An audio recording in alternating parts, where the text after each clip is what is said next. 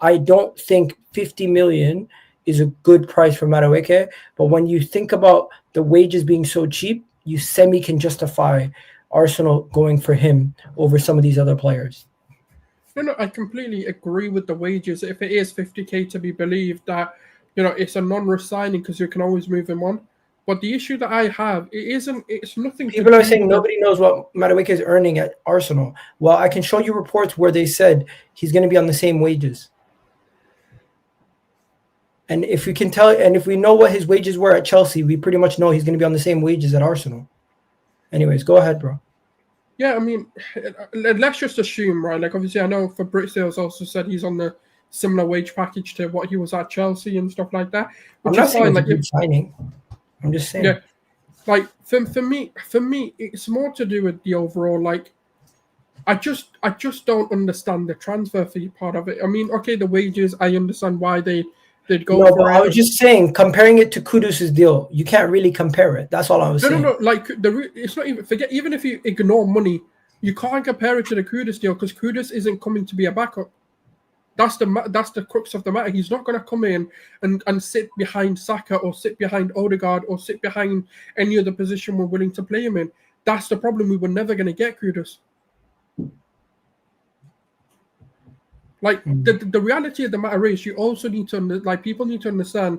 Like, think about it like this: is any top level right winger going to go to Liverpool whilst Mohamed Salah's there? No, because they're just not going to want to compete. They're just going to be like, well, we're never going to get over Mohamed Salah because he's one of the best Where do players in the people world. keep saying Kudus, Madueke is making over 100K? Where you keep reading these sources? No. People are like, I think people are saying it's never going to happen. He's probably on 100k. I think they're also speculating it. He's not increasing his wages. He's staying on the same wages. No, that's what I've read. I mean, I'm going off of the reports I've read. Even if it increases, it's not going to increase to like 100K. He's on 50K. At most, it would go to like 80. Even if it did increase, like, I don't know. Anyways, you're right. We still don't know. We're basically going based off the reports. But if reports are true at this moment in time, he's reported he's going to be on similar wages. If reports are true, most likely we're going to have Reece Nelson, who's on 100K a week, leaving, and we're going to be bringing Madueke, who's on half his wages. Yeah, pretty much. But like, I think it's just a difficult deal into the window. I think the window has to conclude for this deal to make sense. Because if we get the other targets, then I don't think anyone cares. I don't think anyone will look back at this deal and go, okay, cool. But if the excuses come out, like, and this is going to come from everyone, right? I'm usually positive with deals and, like, backing the project and stuff like that. But if it comes out, we just didn't have the funds, nor did we want to afford to get a Gyökeres in. And by the way, I'm not Gyökeres' biggest fan, and we couldn't afford to get Eze, then it's bullshit. Then some heads need rolling. Because at the end of the day, that is complete incompetence. I don't care how good of a deal it is, you have got to get your priorities, and then your backups don't matter. Like, no one's going to care for Norgard because he's 10 million. No one cares for Kepa because he's 5 million. But if you're spending £50 million on a supposed backup, and then you're telling me you can't afford Eze, you can go screw yourselves. You know something? I hear you, because Kieran Tierney was on 110K. He's gone. That frees up a lot of wages. Partey was on 200K. He's gone. That frees up a lot of wages. Jorginho was, if I'm not mistaken, on another 100K. That's over 400K freed up right there. Then you got Raheem Sterling, who we paid half of his contract. We could have easily paid for somebody a little bit better, but they want to prioritize and save their money for the striker and the next potential wing option that we're going to bring in. So let's shift gears, though. Noni Madueke's medical's done. I still don't think it is a great deal, but we'll see what the full breakdown is. And I'm gonna give the guy a break. It's not his fault that the club decided to go and spend money on him before we got the main deals over the line. But they've clearly gone and done that. I'm going to support the player. Like, I don't think, like, I know a lot of people have abused him. I don't agree with any of that. I think the reservations and the concerns are correct as well. We can critique the signing, but I think the abuse is where it goes too far. I'm going to back him if he puts on an Arsenal shirt and he comes on the pitch, just like I've done with other players as well.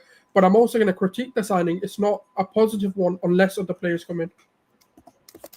Did you see the vandalism?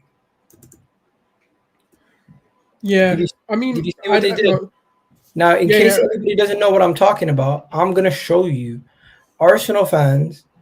There's the good, there's the bad, and then there's the ugly. And this is what happened over the week when some Arsenal fans decided to go and vandalize the murals at the stadium. You got people saying Arteta out, putting Arteta out on top of the murals.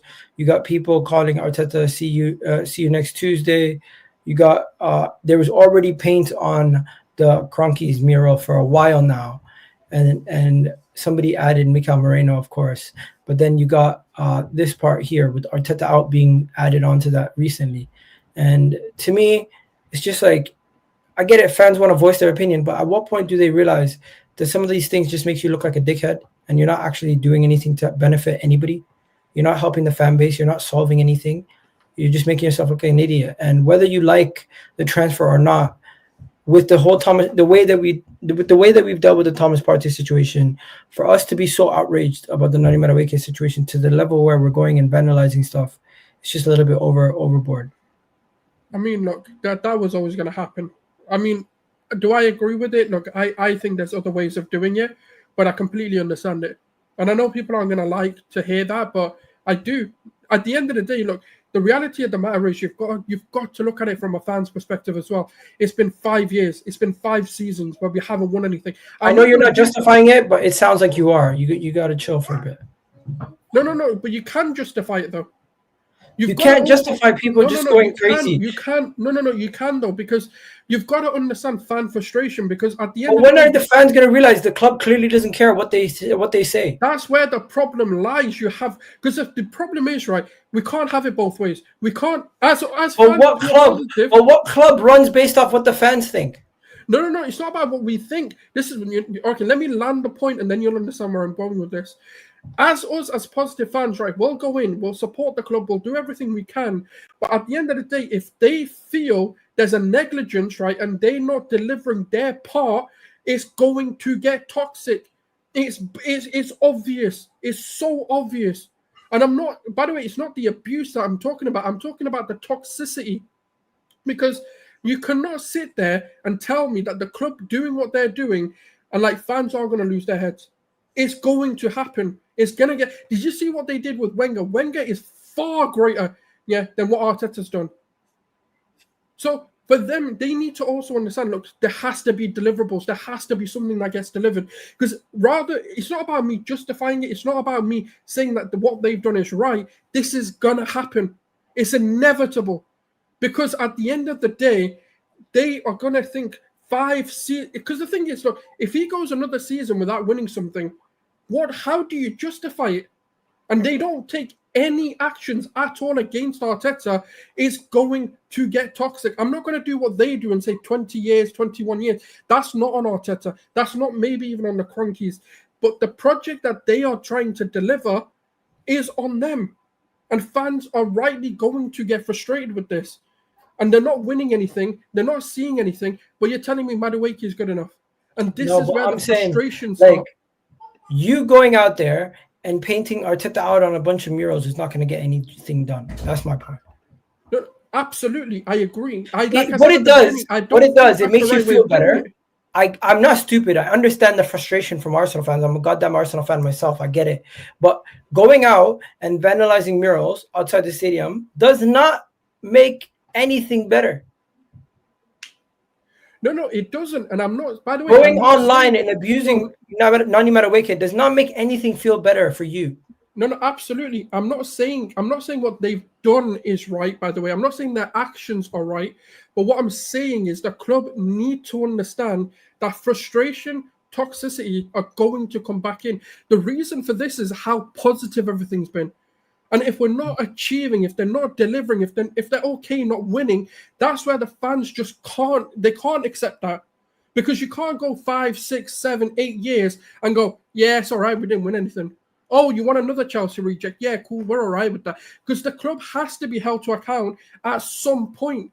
At some point, the fans are going to do this. They did it to Wenger. Do you think Arteta's in? What makes Arteta untouchable that Wenger was touchable? Like, come on, like people need to. Like, I'm not agreeing with it, but it's going to get toxic. It already is.